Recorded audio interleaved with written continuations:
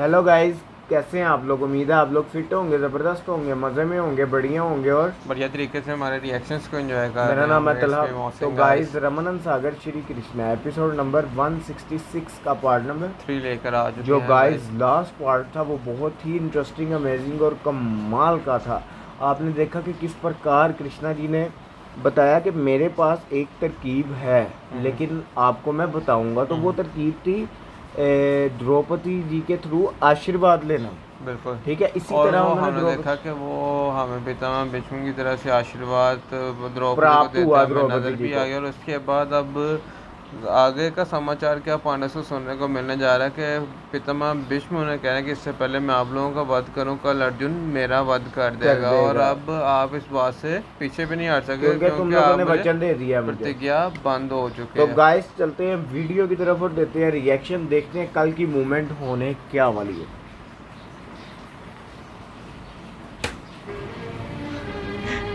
मैं जीवन भर अशांत रहा, अब मैं शांति के साथ मरने जा रहा हूं। अब मुझे शांति भी मिलेगी और विश्रांति भी,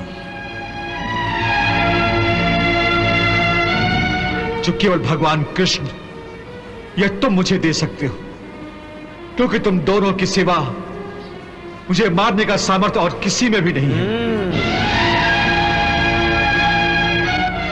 मैंने प्रतिज्ञा की थी कि इस धरती को निष्पांडव कर दूंगा, अन्यथा अपने प्राण त्याग दूंगा। अब अपने प्राण त्यागने के लिए मैं आत्महत्या का पाप तो नहीं कर सकता। क्या तुम गौरवशाली मृत्यु का यह अवसर भी मुझे प्रदान नहीं करोगे? परंतु पितामह। अर्जुन, यदि तुम परंतु अरंतु करते रहे तो मुझे अपनी प्रतिज्ञा पूरी करने का अवसर प्रदान करोगे।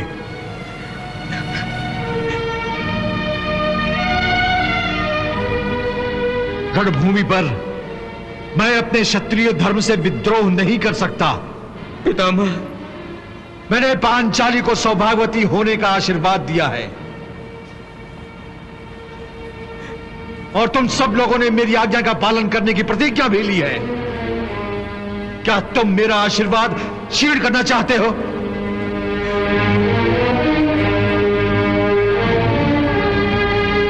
मैंने तुम्हें मेरा वध करने की आज्ञा दी है। क्या तुम अपने पितामह की आज्ञा का विरोध करोगे? तो अर्जुन को कुछ सबसे ज्यादा ही प्रेम है मेरी पितामह मृत्यु से भीष्म। संकोच करने का अब कोई लाभ नहीं अर्जुन। मेरी मृत्यु का समय आ गया है। तुम सब अच्छी तरह जानते हो कि मुझे इच्छा मृत्यु का वरदान प्राप्त है। मैं अपनी प्रतिज्ञा की लाज रखने के लिए अपने प्राण त्यागना चाहता हूं। मैंने प्रतिज्ञा की थी कि या तो मैं पांडवों का वध करूंगा या अपने प्राण त्याग दूंगा।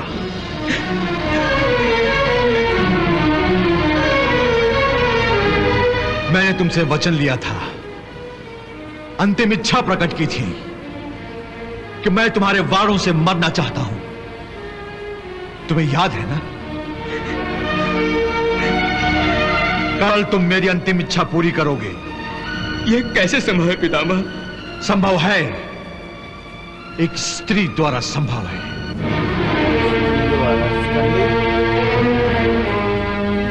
समस्या के भाव से एक स्त्री हमें निकाल सकती है।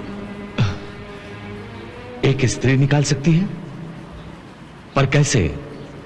इस धरती को निष्पांडव बनाने की मेरी प्रतिज्ञा के अनुसार युद्ध भूमि पर मैं कल अवश्य हथियार उठाऊंगा, परंतु मैं किसी स्त्री के आगे हथियार नहीं उठाता। स्त्री को अपने शस्त्र के लक्ष्य पर देखकर हथियार नीचे कर लेता हूं। और यही वो समय है अर्जुन, जब तुम अपने प्रहार से, अपने बाणों से मेरा सीना छलनी कर सकते हो। ये क्या बात हुई, हमने तो नहीं ये देखा। परंतु युद्ध भूमि पर कोई स्त्री आपके सामने क्यों आएगी पितामह? रोज ही आती है, पर तुम उसे पुरुष मानते हो। अच्छा, शिखंडी। और शिखंडी के नाम से जानते हो, और मैं उसे स्त्री कहता हूं और शिखंडिनी के नाम से जानता हूं। याद है ना, शिखंडिनी ने एक स्त्री के रूप में जन्म लिया था और बाद में एक यक्ष की सहायता से वो पुरुष बन गई थी। बस अर्जुन, तुम शिखंडिनी को अपनी ढाल बना लो, मैं अपने हथियार पीछे कर लूंगा। बस उसके बाद तुम मेरा वध कर देना। पितामह। बस अर्जुन, तुम्हारे लिए यही उचित होगा कि तुम मेरा वध कर दो।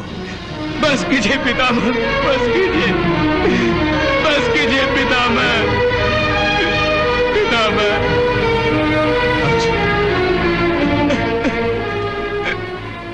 मेरी मृत्यु के अतिरिक्त तुम्हारे पास कोई विकल्प नहीं है पुत्र। मेरी मृत्यु से कदाचित यह भीषण युद्ध रुक जाएगा। मेरी मृत्यु से तुम सभी भाइयों को न्याय मिलेगा।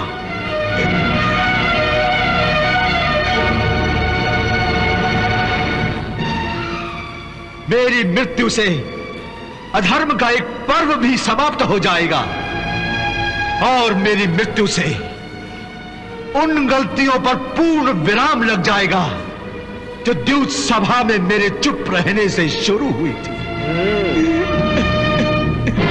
प्रिय पार्थ, तुम मेरी बताई गई रणनीति को अपनाकर विजयश्री प्राप्त करो। पितामह। अर्जुन, मेरा आशीर्वाद सदा तुम्हारे साथ रहेगा। सुखी भव।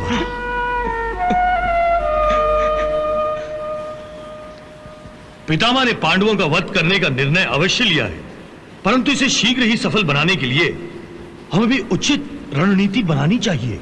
हाँ भांज, क्योंकि द्यूत और युद्ध में सबसे बड़े शस्त्र बुद्धि और चतुराई होते हैं, और इन शस्त्रों पर युद्ध में जाने से पहले धार लगाना आवश्यक होता है।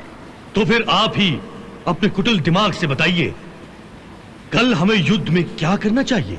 भांजे, मैं तो कहता हूं कि पितामह का सामना सबसे पहले अर्जुन से होने दो। उसका वध हो गया तो शेष चारों पांडवों को परलोक पहुंचाना आसान होगा। नहीं मामाश्री, नहीं। यदि अर्जुन का सामना पितामह से हुआ तो यह युद्ध लंबा खींच जाएगा, क्योंकि अर्जुन ही एक ऐसा पांडव है जो पितामह के तीरों की आंधी को रोक सकता है। पितामह यदि पहले ही अर्जुन से युद्ध में उलझ गए तो बाकी सारे पांडव कौरव सेना का संहार करते रहेंगे। मामाश्री, कर्ण ठीक कह रहा है। इस प्रकार तो हमारे कई कौरव योद्धा व्यर्थ ही मारे जाएंगे। इसलिए इस युद्ध को तुरंत समाप्त करने के लिए हमें चाहिए कि पहले पितामह और अर्जुन का सामना होने के बदले दूसरे पांडवों को एक एक करके पितामह के हाथों परलोक भेज दें। परलोक। तो मामाश्री, कल युद्ध भूमि पर हम यही युद्ध नीति अपनाएंगे। कल युद्ध भूमि पर हमारा महारथी योद्धा अर्जुन को पितामह की ओर बढ़ने से रोकेगा और हम पितामह और अर्जुन को आमने सामने आने नहीं देंगे। पितामह और अर्जुन को आमने सामने नहीं आने देंगे। और भी युद्ध स्टार्ट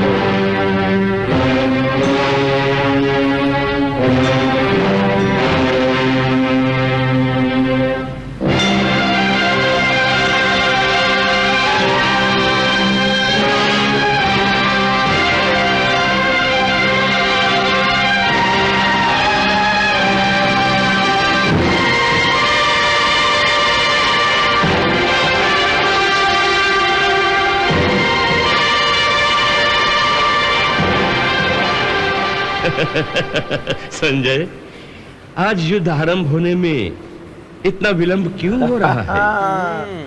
महाराज, विलंब तो नहीं हो रहा है, परंतु आज आप कुछ अधिक उत्सुक दिखाई दे रहे हैं और आज आप समय से बहुत पहले ही आ गए हैं, इसलिए आपको विलंब का आभास हो रहा है। वैसे अब युद्ध आरंभ ही होने वाला है। नहीं संजय नहीं, अब युद्ध खत्म मुझे होने तो वाला ऐसा लग रहा है युद्ध खत्म। कि आज युद्ध ही नहीं होगा। पांडव युद्ध नहीं करेंगे। अच्छा, क्यों महाराज?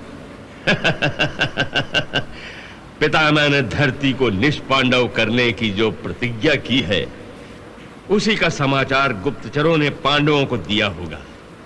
इसलिए वो पितामह से युद्ध करने के बदले उनसे क्षमा की याचना करेंगे। और मेरे भतीजे इतने निर्दयी भी नहीं हैं कि अपने प्रिय दादा का वध करें। महाराज, यह केवल आपकी कामना है, यह केवल आपकी अंतर इच्छा है। आप चाहते हैं कि यह युद्ध कौरव बिना लड़े ही जीत जाएं, और इस युद्ध में कौरवों को किसी प्रकार की हानि न उठानी पड़े। परंतु आपकी इच्छाओं के विरुद्ध युद्ध तो आरंभ होने जा रहा है। श्री कृष्ण ने शंखनाद के लिए अपना शंख उठा लिया है।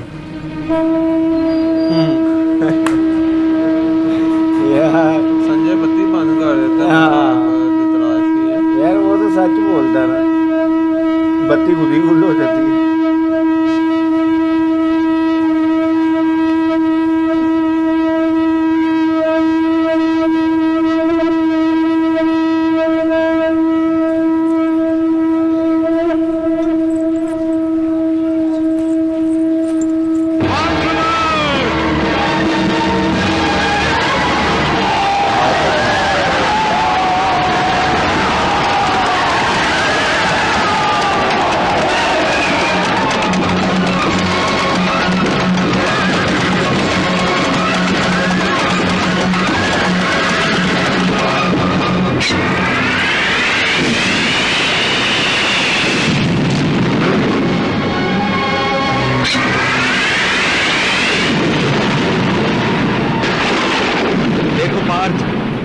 युद्ध शुरू होते ही पितामह ने आक्रामक रूप धारण कर लिया है।